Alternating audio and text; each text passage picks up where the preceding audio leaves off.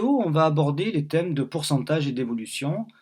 On apprendra à calculer un taux, à exprimer une proportion en pourcents, à calculer le coefficient multiplicateur lié à une réduction ou à une augmentation, à retrouver le taux lié à une évolution, et on finira par la notion d'évolution successive.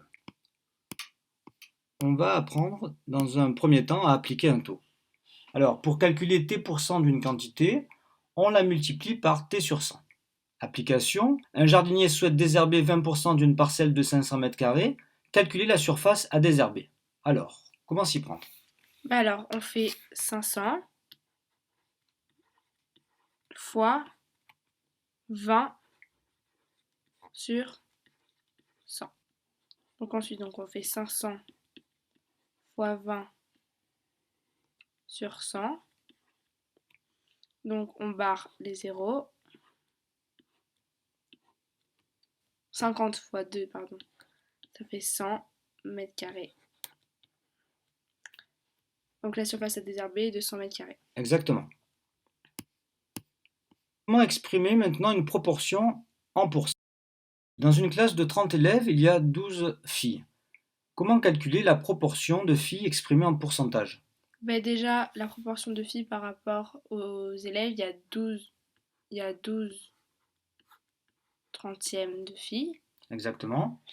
Et pour calculer la proportion de filles en pourcentage, on fait 12 trentièmes fois 100. Donc ça fait, tac, on simplifie là. Et ça fait donc 12 divisé par 3, ça va faire quoi? 12 divisé par 3, 4. Oui, donc écrit. Donc 4 fois 10 Exactement. égale 40. Donc finalement, Il y a 40% de filles dans cette classe.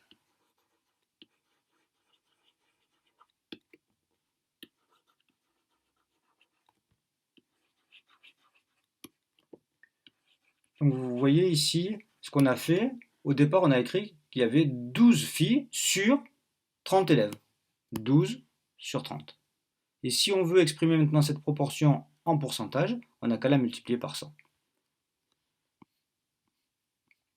On va aborder dans cette troisième partie la notion de coefficient multiplicateur lié à une évolution. Alors qu'est-ce qu'on appelle évolution? Ça va être soit une augmentation, soit une réduction. Alors, dans un premier temps, on va traiter le cas de l'augmentation. Alors pour augmenter un nombre de t%, on va voir qu'on va le multiplier par ce qu'on appelle le coefficient multiplicateur Cm, qui vaut 1 plus t sur 100. Alors ce qu'il faut savoir faire, c'est à partir d'un taux d'augmentation, calculer le coefficient multiplicateur associé, et aussi retrouver à partir du coefficient multiplicateur le taux, ici, de l'augmentation.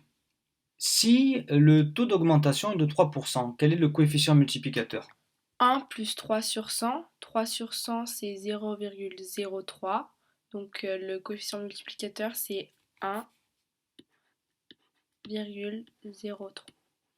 Donc si on souhaite augmenter de 3% une quantité, on va la multiplier par 1,03. Si le taux d'augmentation est de 20%, quel est le coefficient multiplicateur? 1 plus 20 sur 100. Oui. Donc 20 sur 100, c'est 0,2. Donc le coefficient multiplicateur, c'est 1,2. Voilà. Si on souhaite augmenter de 20% un nombre, on va le multiplier par 1,2. Si le taux d'augmentation est de 200%, quel est le coefficient multiplicateur? 1 plus 200 sur 100. 200 sur 100, ça fait 2. 1 plus 2, 3. Si on veut augmenter un nombre de 200%, on le multipliera par 3. On va faire le jeu maintenant inverse, c'est-à-dire qu'on a le coefficient multiplicateur et on doit retrouver le taux d'augmentation. Alors si le coefficient multiplicateur est de 1,05, à ton avis, quel est le taux d'augmentation? 5%. Exactement. 5%, pourquoi? Parce que si je fais 1 plus 5 sur 100, ça va donner 1,05. Si maintenant le coefficient multiplicateur est égal à 1,76, j'aurai une augmentation de 76%.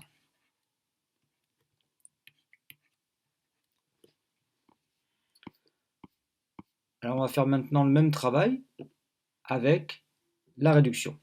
Pour réduire un nombre de t%, on va le multiplier par le coefficient multiplicateur qui va être égal à 1 moins t sur 100. Application, si le taux de réduction est de 3%, quel est dans ce cas-là le coefficient multiplicateur? 1 moins 3 sur 100. Oui. Donc 3 sur 100, c'est 0,03.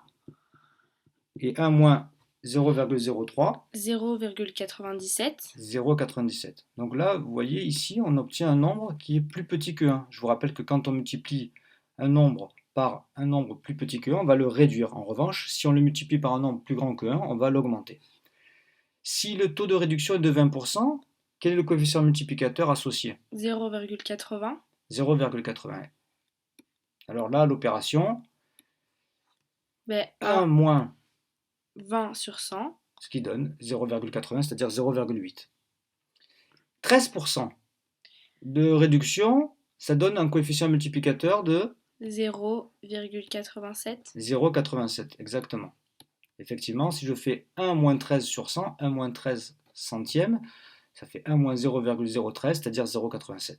Travail inverse, si je multiplie un nombre par 0,96, à ton avis, quel est le taux de réduction appliqué? 4%. 4%.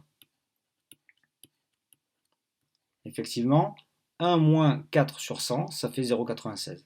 Si maintenant le coefficient multiplicateur est de 0,25, c'est-à-dire si je multiplie un nombre par 0,25, je vais le réduire de De 75%. 75%. Voilà. Comment appliquer le coefficient multiplicateur? Via la formule suivante, la valeur finale, c'est-à-dire après une évolution, ça va être le coefficient multiplicateur multiplié par la valeur initiale. On va tout de suite appliquer cette formule. Si dans un magasin, on a des soldes à hauteur de 20% et qu'un jean coûtait 120 € avant la réduction de 20%, on va apprendre à calculer le nouveau tarif. Alors pour cela, on va calculer le coefficient multiplicateur. Alors si j'ai une réduction de 20%, est-ce que tu peux me dire comment calculer le coefficient multiplicateur? On fait 1 Oui. plus Alors est-ce que tu es sûr qu'on va faire plus ici? moins Moins, parce que c'est une réduction de 20%. Donc 1 moins 20 sur 100. oui. Ce qui me donne ici un coefficient multiplicateur, on l'a dit tout à l'heure, égal à 0,80. oui, 0,8. Si je veux le nouveau tarif, donc je veux la valeur finale c'est égal au coefficient multiplicateur fois la valeur initiale. Alors, le coefficient multiplicateur, c'est 0,8, donc je vais multiplier par 0,8 la valeur initiale, c'est-à-dire 120. Et 0,8 fois 120, 96. Donc 96 €. 96. Donc, le nouveau tarif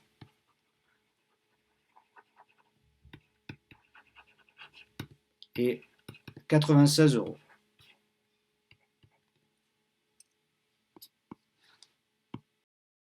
On a appris dans cet exemple à retrouver la valeur finale quand on avait la valeur initiale et le taux d'évolution. En l'occurrence ici, 20% lié à une réduction.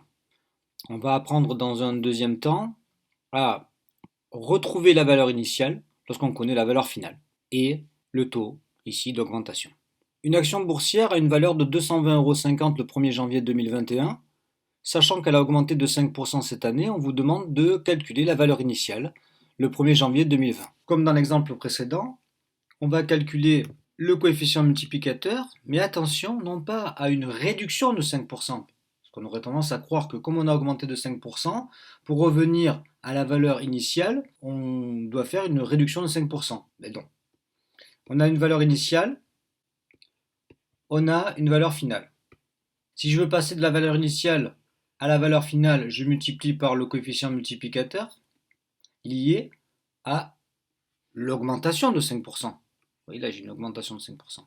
Et si je veux, à partir de la valeur finale, retrouver la valeur initiale, il faut diviser par le coefficient multiplicateur. Je vais calculer le coefficient multiplicateur lié à une augmentation. Donc, j'ai une augmentation de 5%, donc je fais 1 plus 5 sur 100, c'est-à-dire 1,05. Et ma valeur initiale, on l'aura compris, c'est la valeur finale divisée par le coefficient multiplicateur. Donc, j'applique ma valeur finale, 220,50 € divisé par le coefficient multiplicateur 1,05. Alors 220,5 divisé par 1,05, on tombe sur 210 €. C'est la valeur initiale cherchée, c'est-à-dire la valeur de l'action boursière au 1er janvier 2020.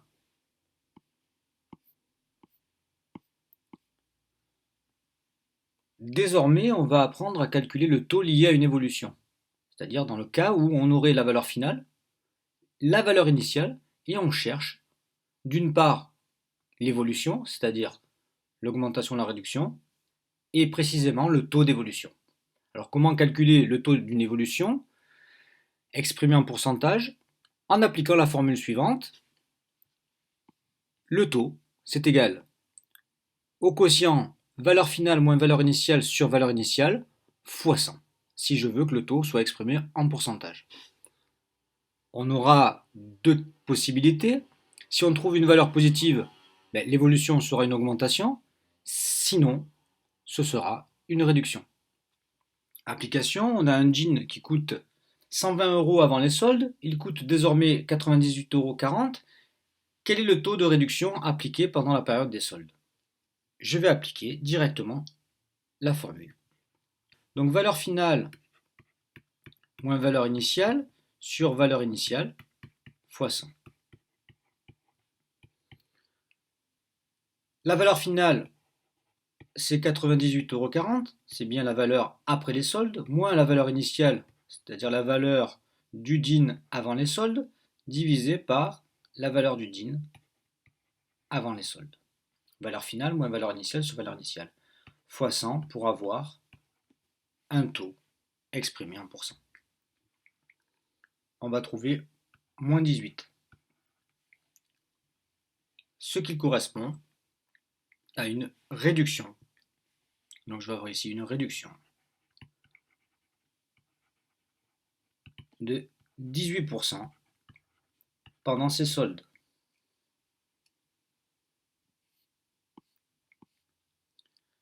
Voilà une petite question. Si on augmente une quantité de 20%, puis on la réduit de 20%, que se passe-t-il? Est-ce que la quantité reprend sa valeur initiale? Est-ce que la quantité initiale va augmenter? Ou est-ce que la quantité va diminuer? J'ai une quantité que je vais appeler A. Si elle augmente de 20%, je vais devoir la multiplier par 1,2. Pourquoi? Parce que 1 plus 20 sur 100, c'est le coefficient multiplicateur lié à une augmentation de 20%, 1,2. Ensuite, je vais appliquer à cette nouvelle quantité une réduction de 20%. Donc je vais appliquer mon coefficient multiplicateur lié à une réduction de 20%, 1 moins 20 sur 100, c'est-à-dire 0,8. On l'a déjà calculé tout à l'heure. Donc A fois 1,2 fois 0,8. Comme la multiplication est commutative et associative, je vais pouvoir calculer directement 1,2 fois 0,8 fois A. Donc si je fais 1,2 fois 0,8, on trouve 0,96. Donc finalement, je m'aperçois que le nombre A il a été multiplié par 0,96. C'est ce qu'on appelle le coefficient multiplicateur lié à cette succession des deux évolutions, à savoir de l'augmentation de 20% et de la réduction de 20%. Donc si j'ai un coefficient multiplicateur égal à 0,96, déjà je vais avoir une réduction. Pourquoi? Parce que ce coefficient multiplicateur il est inférieur à 1. Donc quand je multiplie un nombre par un nombre plus petit que 1, on le réduit. On le réduit de, ici, 4%.